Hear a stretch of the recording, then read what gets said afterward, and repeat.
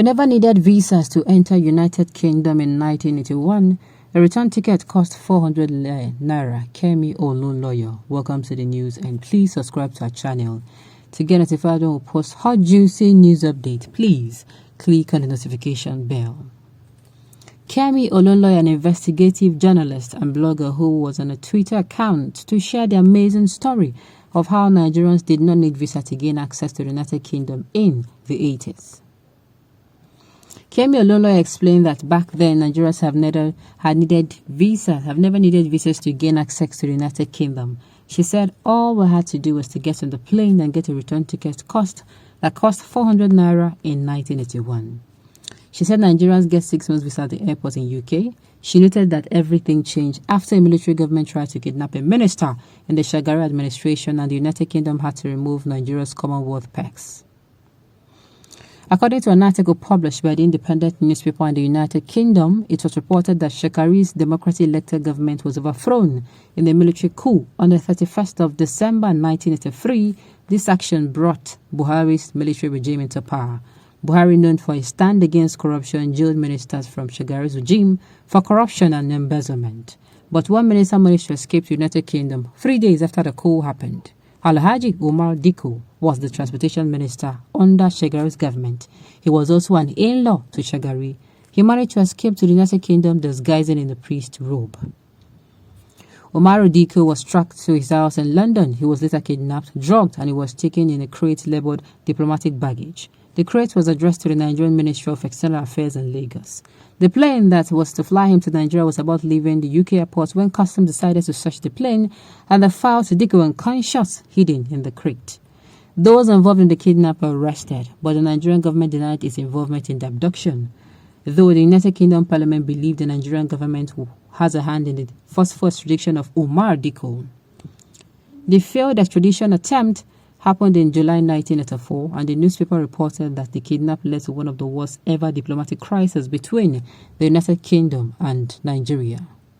The kidnap caused one of the worst ever diplomatic crises between Britain and Nigeria. Wow. Is that what happened? Is that what's happened? Or more? So it is because of this we lost our privileges. So by now we'll still be enjoying it. Man. That is how these people keep putting someone in trouble. Why not go through the main process? I don't understand. Somebody is not in Nigeria. You want him to come back to Nigeria. It's not as simple as let him come. See, there is no how somebody will stay and stay alone. If you stay there till he die, no problem. Let it be in the law that anytime this man will come back, he's going to face the law. Chicken, even if he's coming back as a 70-year-old man. Yes. Why must you do it and do it your way? There are some people who do not know how to think very diplomatic. That is just it. There are people who don't know how to think very diplomatic about issues. Simple. He flew outside the country. He's not going to sleep there. He's not going to die there. And even if he wants to, let him die there. You just make it be on standby that whenever he comes back, he's going to face trial. Simple. We are facing another Buhari problem again. This time it is worse than the former. Yes, you people who are actually available when it happened, or who are actually grown when it happened, and they closed their mouths, and this man was voted into power. And see what he is doing now. Until Buhari tried to kidnap Umar Diko inside the crate, Buhari was the first person that introduced kidnapping them. Oh my goodness. Diplomatic baggage, a whole minister inside the crate. This Buhari said is an Idi Amin of Nigeria. My dear, first time this lady is making sense. I'm telling you, I enjoyed the story. Sincerely, I enjoyed history. No, I love history so much. I'm enjoying it, and I'm really enjoying myself. Good remembers for the younger generation. It was the beginning. Hope the change will come soon. And this man came and promised you people change, and you people accepted. And I don't fear God, though. Kai.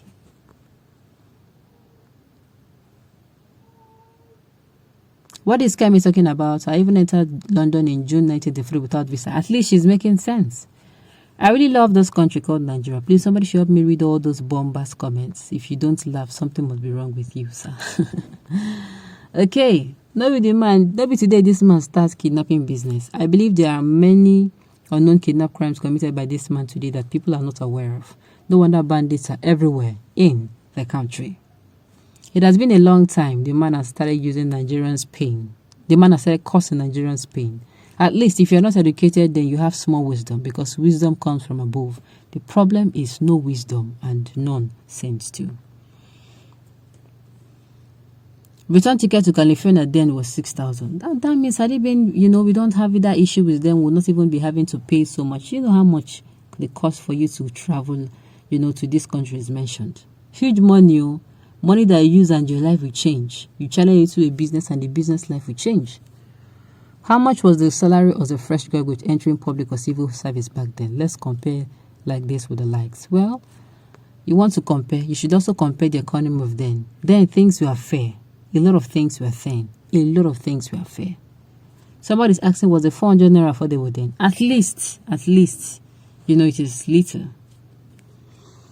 Well, for this history, we're going to tell Mrs. Kenny, first time ever I'm having to tell her thank you on the particular issue. Fine, this time around, your write-up and your investigation makes sense.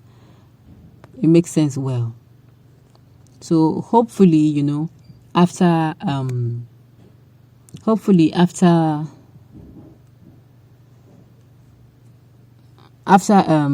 all this, after this has gone, we are not going to make the same mistake again. What do I tell you? That anytime you, how am I going to put it now? How am I going to put it? Anytime you,